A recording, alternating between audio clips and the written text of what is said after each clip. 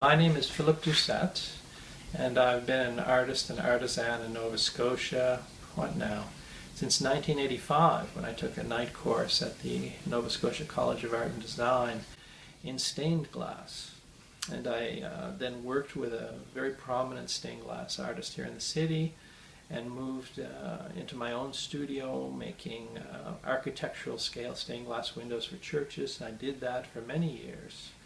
But in the year 2000, I was looking over some correspondence that had come into the studio and brought it home, and my wife saw that one of the catalogs that I had received had a section on buying products to make glass beads, and she's quite fascinated in jewelry production and collecting jewelry, to say the least. And so she asked me, did I know how to make glass beads? And I said no, but I'd taken a brief workshop in it at one of the glass conferences a few years before. I said I thought I probably could figure it out. So reading a couple of books on glass bead making, which is called lamp working, and ordering some basic materials, I first taught myself and then set up a course and taught first private students I advertised for and posters in the library, and then for the Nova Scotia Centre for Craft and Design. And now I teach classes at extended studies at the Nova Scotia College of Art and Design. Where can we buy your work? Most of my work actually is sold when I do markets, or it's privately commissioned in bead making.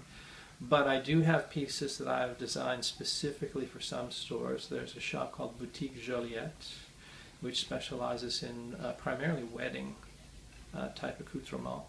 And they're located in downtown Halifax as well. I've designed work for the designer shop at the Nova Scotia Centre for Craft and Design, Mayor Black Gallery. But I guess the most easily recognizable name is that you can buy my work at Fireworks Jewelry, which is one of the most respected jewelers in Nova Scotia, and they're in downtown Halifax. I designed a special series of pendant beads for them that contain 24 karat gold leaf and small stones like sapphires and diamonds encapsulated in the glass. Nice. Do you have a website? Where can we learn more about your work? My website is just my name, Philip Doucette, at philipdoucette.com. And as well, I'm on Facebook. The website I tend to treat as a billboard on the information highway, so it doesn't change too often.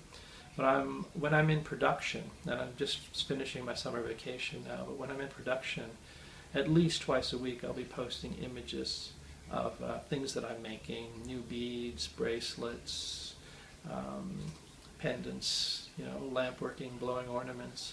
And I still do stained glass projects. I've got a Victorian window in here for repair, a 125-year-old window that came out of a South End home, and I'm going to be getting to that next week. Wow. Are you still at Secord Gallery? I am at Secord as well, that's correct, but I don't sell beads there.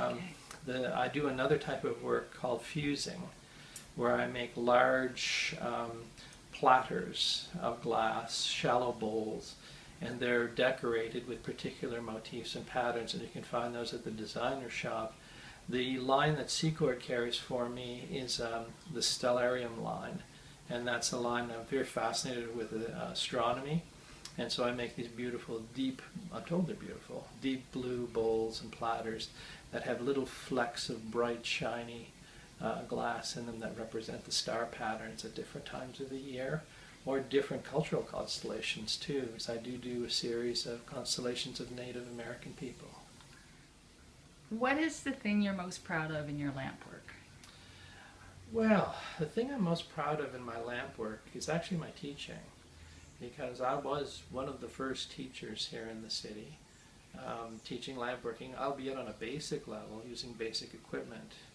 And while there are now 10, 15 very competent teachers of lamp working, at least 5 of them were my former students, and have to a great extent, I think, picked up an ethic about sharing information that I espouse as well, because there's this thing in Nova Scotia sometimes in our sort of culture about not telling people too much about what you're doing just in case they might take it from you or copy it.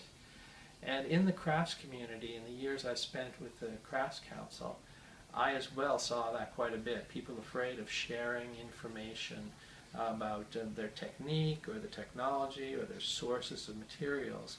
And I don't do that because I know that if I find something and I learn how to do it, or I teach myself how to do it and it takes a year, if I teach someone, it'll be another year before they'll be as good as I am, and I'll be a year better at it at that point. So you're always going to be ahead of anybody, so they're never really going to compete with you if you give them all the tools that you had. They will always be a little bit behind. So you shouldn't be afraid of teaching someone everything you know, because you end up in a position where there are people out there in the community who are basically your friends and your competitors, who are nonetheless available there to help you at any time with a question, or to come together to do some particular project where a group of you together can put together a conference or a presentation to the government. You know, it's basically creating a community.